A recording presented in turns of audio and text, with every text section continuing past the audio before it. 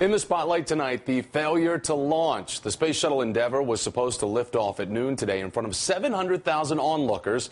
President Obama and Congresswoman Gabrielle Giffords, who is still recovering from the mass shooting at her constituent event in Tucson last January. Her husband, Mark Kelly, is the commander of this mission, but a short circuit of 2 heating units on that shuttle has delayed the launch at least until Monday. And in Pittsburgh today, one of the heroes from the Giffords shooting is also waiting for the National Rifle Association to sit down with the Obama administration to discuss gun control measures that could prevent future tragedies. 61-year-old Patricia Maish wrestled a fresh magazine of bullets away from shooter Jared Loeffner while he tried to reload, and then joined several men as they struggled to hold Loeffner down, clinging to his ankles. Patricia Maish joins me now from outside the NRA convention in Pittsburgh. Patricia, it's nice to see you tonight. I want to start out with your decision to go there. Why did you want to travel to the NRA convention this year? I wanted to ask the NRA to engage us in trying to find some common ground on the issue of national background check system, so that all people who shouldn't have guns are in that system, and that all gun sales do have to do a background check. Patricia, you put a very human face on that tragedy that happened in Tucson. Your presence there has to be turning heads. So I want to know, have you been able to talk to anyone with the NRA and share your views? No, I haven't. I arrived today, and we've been out in front of the convention center, but we haven't advertised ourselves. The letter that's behind me, it has the names of 100 people, families that have been affected by gun violence in some way. My name is up there. I have not been sorrowed by losing anyone. I have been sorrowed by the incidents on January 8th, and have become friends with many of those people, and really sympathize with the loss of their loved ones and the injuries they have sustained. Prior to January 8th, what type of opinion did you have about gun control in this country?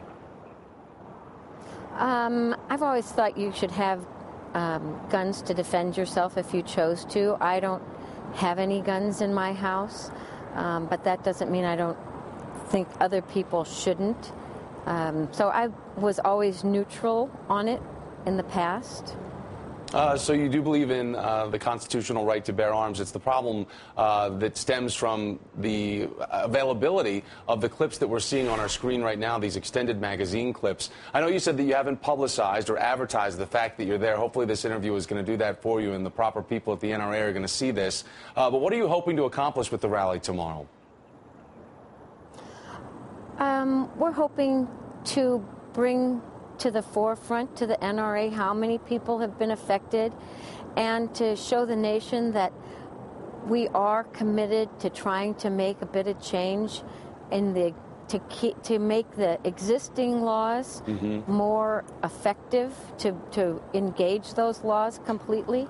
Are you surprised, though, by how little has changed since the shooting, that it didn't spur quicker action? I am a little bit surprised about that. The city of Tucson, the community there, has been very kind and generous to all of us, but I don't see that the nation has taken it to heart, and even some people in Arizona haven't taken it to heart.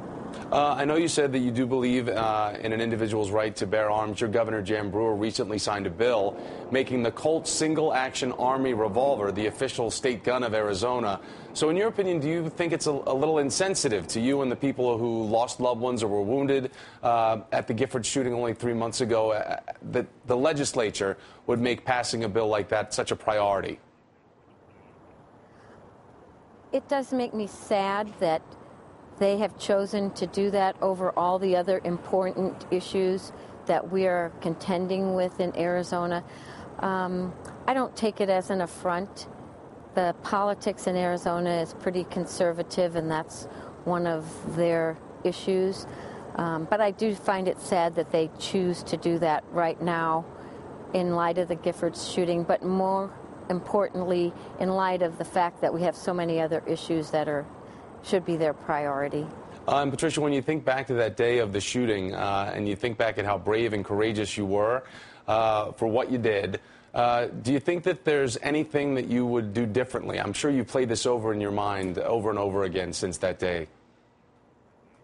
Well, you must know by now that I don't think that I did anything heroic. I believe that Bill Badger and Roger Salzgeber are the real heroes. They're the ones that tackled him when they didn't know the status of his gun. I just was after the fact. They had tackled him and I was able to get the magazine, but they are the true heroes, and I'm glad I was able to play a small part in that extraordinary event, but I still do not consider myself a hero, and I think most people would have reacted the way I did. It wasn't an act, it was a reaction.